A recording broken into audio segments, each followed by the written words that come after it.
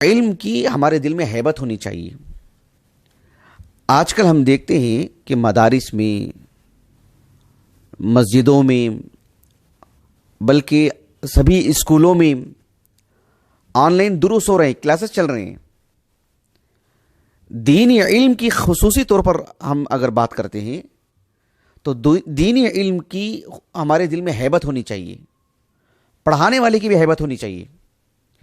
On line classes میں ہم دیکھتے ہیں، یا آن لائن کلاسز سے ہٹ کر کے بھی ایک شخص جیسے یوٹیوب پہ کسی کا درس دیکھ رہا ہے، موبائل میں کسی کا درس سن رہا ہے، تو علم کی ہیبت ہونی چاہیے، ایک عالم دین کی ہیبت ہونی چاہیے۔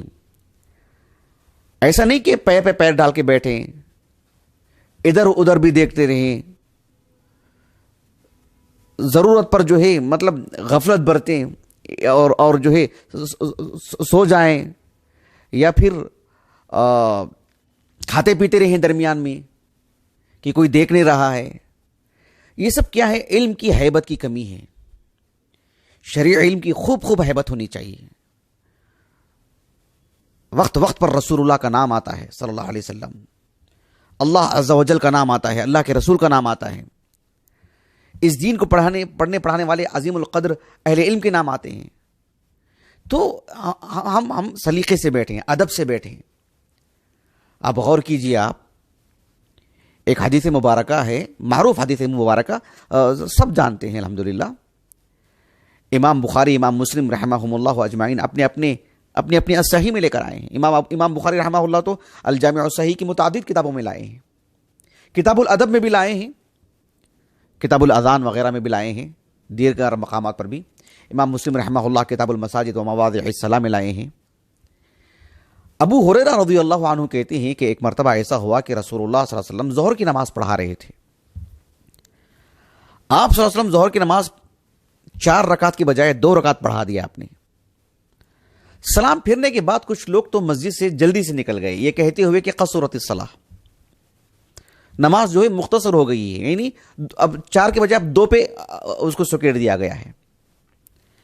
لیکن اس مجلس میں ایک شخص تھے، ایک صحابی رسول، اللہ کے رسول، انہیں ذو الیدین بلایا کرتے تھے۔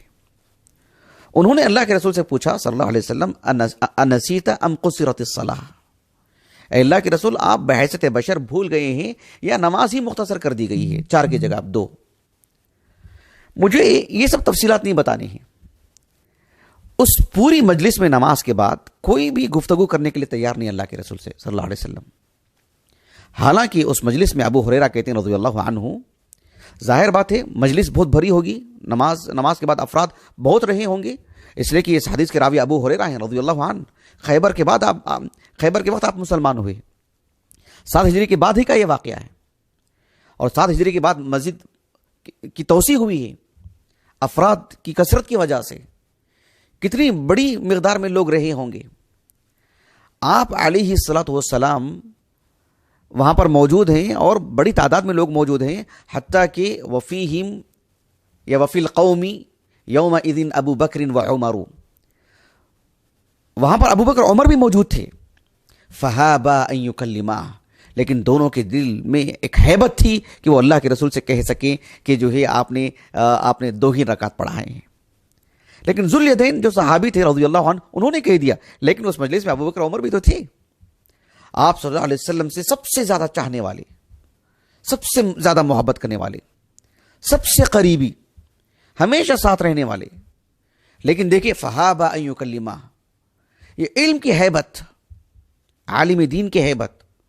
اسی لیے اس حدیث کی شرح میں حافظ ابن حجر رحمہ اللہ نے کہا کہ انہما غلب علیہما احترامہ وتعظیمہ